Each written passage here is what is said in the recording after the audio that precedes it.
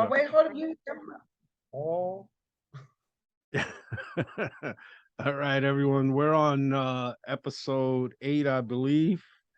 So I have Jody here with me today. Jody will chat and she'll discuss some things. Again, this is all for the cause, helping those that are afraid to come out of where they are and can't face the challenge that they're facing, and what I'm doing, and thank you, Jody, for stepping up and putting yourself out there as well to help. thank you for Uh, having me.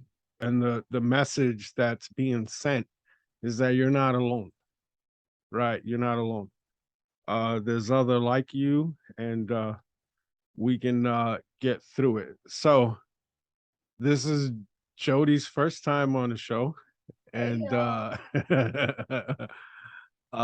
Jody and I work for the same company. We met a little while ago at some event that we had, and we've chatted off and on and shared different experiences of our challenges, and where we were there and where we are now. And so the floor is all yours, Jody. And this is non-scripted. So as you are talking, whichever direction it goes, right? So Right.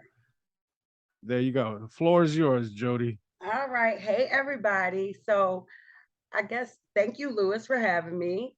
Sure. I guess maybe one of the things I want to talk about is to just not give up, no matter how bad your situation may be, how deep in a rut you are, life gets better.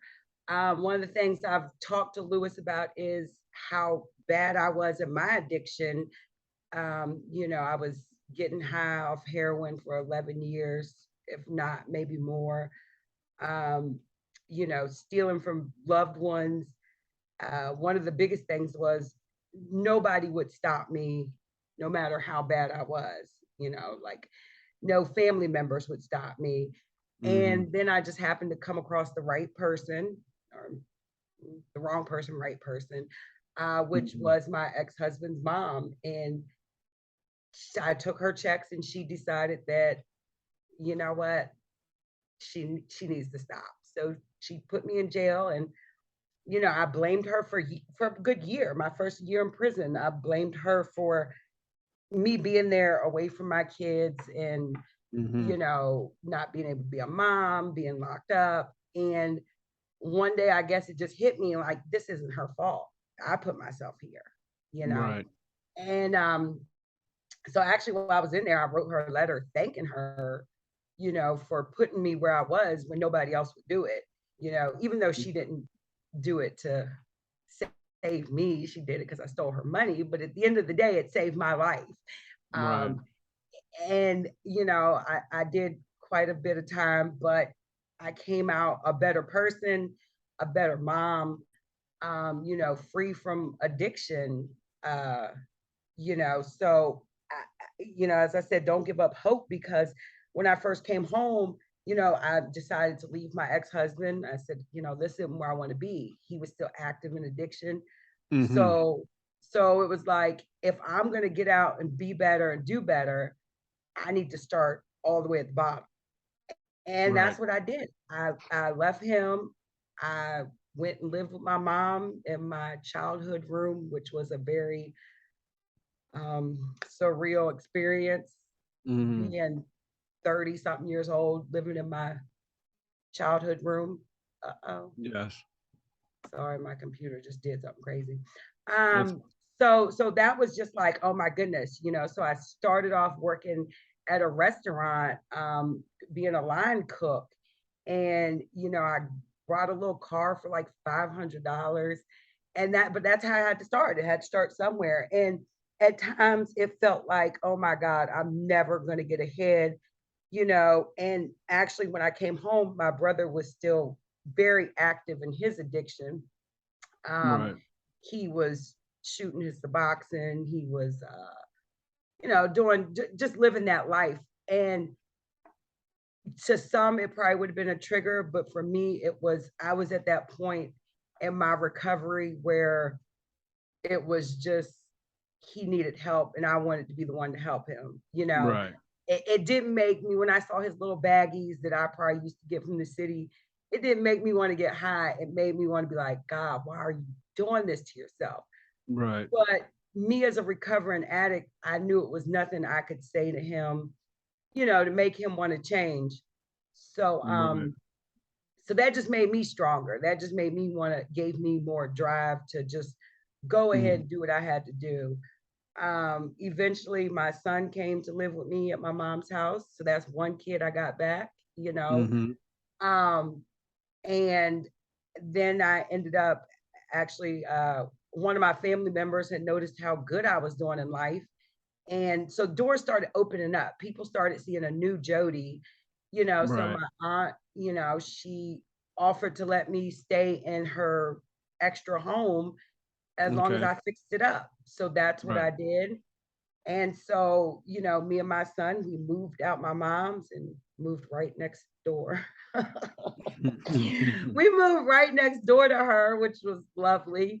Um, but I kept working, I kept grinding, and I kept seeing people that I was used to be active with in addiction, and it just made me push even harder. Like, I Right. don't want to go back to that. That's not the Mm. person I ever want to be again. Um, so, like I said, me and my son, we moved on, and I worked, and then I got the job where I'm at now. Starting off there as actually just a cook. And I Mhm. proved myself. I worked hard, and I just had that mindset that, the sky's the limit. I Right. can keep going higher and higher in life as long as I do not let any kind of temptations or any kind of, crazy Correct. ways get to my head. And that Right. was my motivation. I mean, it was just to get better, get further in life, and to prove a lot of people wrong about me. I mean, Right. God rest her soul, my mother-in-law has passed, but she was one of the people that at the beginning of me coming home, she had no faith, no hope, you Mhm. know. She felt like I was gonna go back to that same person that I was. And Right. they say that, you have to show people, you can't tell them, you have to show them. So Exactly. I wanted her to see my moves. I wanted her to see my Right. actions. Like what is like you're not gonna keep saying I'm not gonna do it. I'm gonna do it. I'm gonna show you I'm gonna do it. Right. So, I actually had a long custody battle with her actually to get my kids back, to Mhm. prove, hey, she's capable. I'm capable of this. Right. Um, so, like I said, I just worked harder and did what I had to do at where I'm at now. And I showed Right. myself to my boss, and she actually offered me a promotion. And, that just showed me like, hey, you got this, Jody. Like Mhm. you're proving yourself. And that was what she told me. My boss, she knew my history. She knew that I had been incarcerated. She knew I had, had problems with drugs in the past, but that was my past. She knew that wasn't Exactly. the here and now Jody. So Mhm. she actually was one of the people that had fought for me, with our corporate company to allow me the opportunity to take the position I'm in. Right. And once they gave it to me, it opened more doors, as Right. far as me getting further in life. I Mhm. was able to buy my first car, like, yeah, it was a used car, but it was a newer car. Yeah. Yeah. My first newer car because, you know, rewind it back a little bit, before I was so dependent on my ex-husband. He had the money, he all the Mhm. cars, everything was in his name. The houses were Right. in his name, the cars were in his name, so I never actually brought anything that was just like mine. Mhm. So like I said, when I got this position, doors opened. I was able to, you know, put a nice down payment on a vehicle and drive off the lot. And it was like one of those Mhm. rewarding feelings, Yeah, dang girl, you did it. You right. did. So not that you did it, but you're doing it because it's Right. not over. So did it means like, that's it. So Yeah, no, it's not you're it. doing It- it. Right. I still have goals to reach. Yeah. Yeah.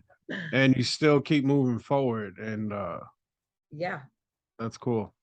Yeah, like I said, my goals. I'm still trying to buy a house. I was Mhm. actively actually trying to buy it for about 2 years, but the market was not my favor. But I am at that level where I could purchase. If the market, if I found something I wanted, I could do it. Eight Right. years ago, that Jody could not have even brought a pack of cigarettes. Yeah. So Yes. so, Yes. and if I brought a pack of cigarettes, it was money I probably stole from somebody. Yeah. Yeah. So, so I'm definitely, doing it and gonna keep doing it. Um, just to be a better person because I can always achieve more excellency. Right. And 8 years, it's really not a long time. Right. Now, So there's still room for you. There's still room to grow. But I do have one question. You said that you wrote a letter when you was incarcerated. How long before you wrote that letter and what made you write the letter? so as when you say before, how long did it take me to write the letter? Yeah. S- So it took a good year. It took Okay. a good. I actually was sitting in my little cell. This was in Henrico County. And it was like it just hit me like a light bulb. She didn't put you here, you put you here. Okay. And I had held on to so much like resentment towards her Mhm. uh, for me being there. And like I said, it was just one day, like a year after I was incarcerated, that it just hit me like, Right. Jody, you did this. You Yeah, stole it's her not money. her fault.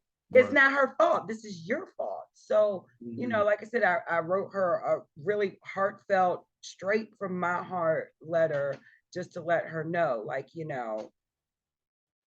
didn't do this, and Mhm. I'm sorry that I was, blaming you for my actions.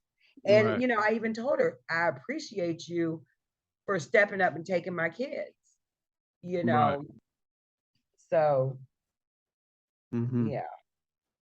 Now she actually read the letter? She read the letter. Okay. She did not write me back, but she did actually bring the kids to visit me. And that facility I was at, you could do contact and you could get one hug. So she gave me a big hug, and we kind of cried, Which is and had a bigger little than her moment. writing you back. Yeah, Right. yeah, Right. yeah. So we had a moment, and at first, when I first came home, she actually was one of my biggest supporters. Good. Wasn't until I wanted to get my kids back that's when it became like, you're not ready. And, at this point, I was already clean for like maybe 4 years, and it was still like, I don't want to give you your kids. So that's when but at first, she was my biggest supporter. She's like, you got this. I'm so proud of you. So So yeah. did you ever do rehab? I did do a few. When you say I, I I a did a few a few. few means more than two. Right. I actually did 3 rehabs. Okay. And before my almost 4-year jail stint, I did do a couple little, you know, stops here and there, a month or 6 months. I did a detox and 30-day treatment. I wasn't ready. You know, Mm. it it's Mhm. you have to want it, and you have to be ready, and you have to Mhm. have enough taken from you to finally see the light. And at You have to that lose point, enough. I didn't lose enough. I hadn't lost Right. anything. You know, it was like You know, one of the times I went to rehab, the courts told me, "You go or you go to jail." Of Mhm. course, you're gonna pick rehab, you Yeah, know, I could still absolutely. smoke cigarettes, you know, still see my kids, like, why wouldn't I pick that option? Watch TV. Yeah. Watch TV, right, goof off with Yeah. people. So, but I never took anything away from those programs. Um, Right.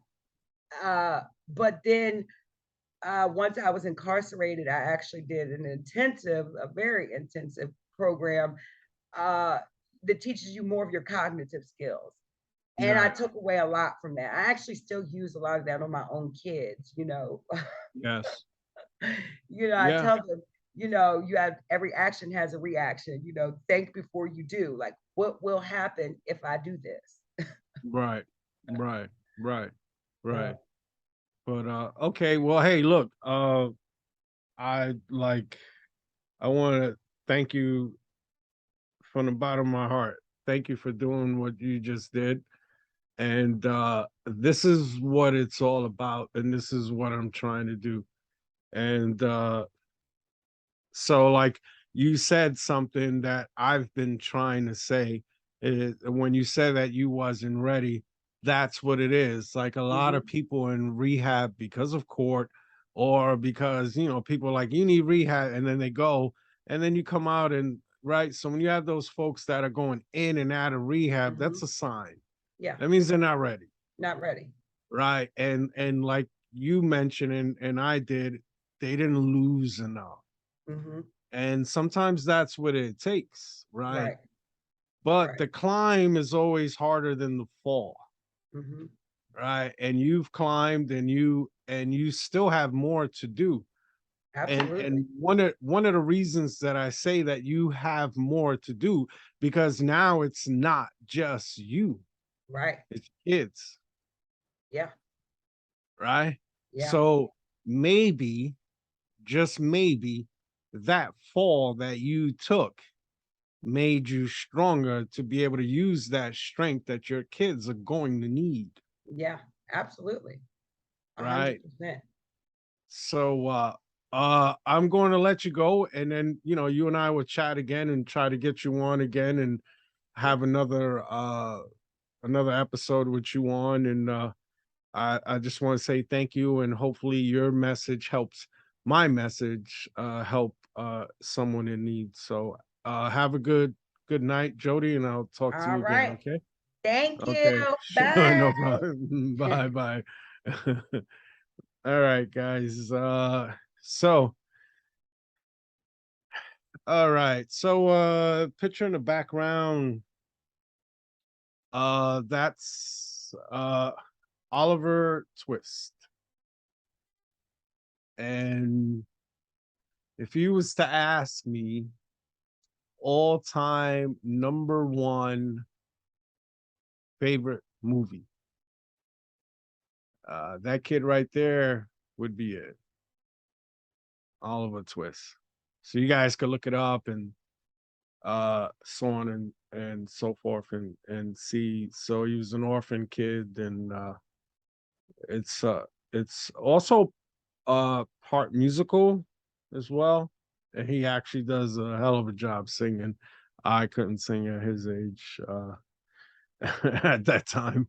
But again, it's still a film, but it was something that before I dropped out of school, uh just because I ran away, and not going back to school was because I'm a runaway.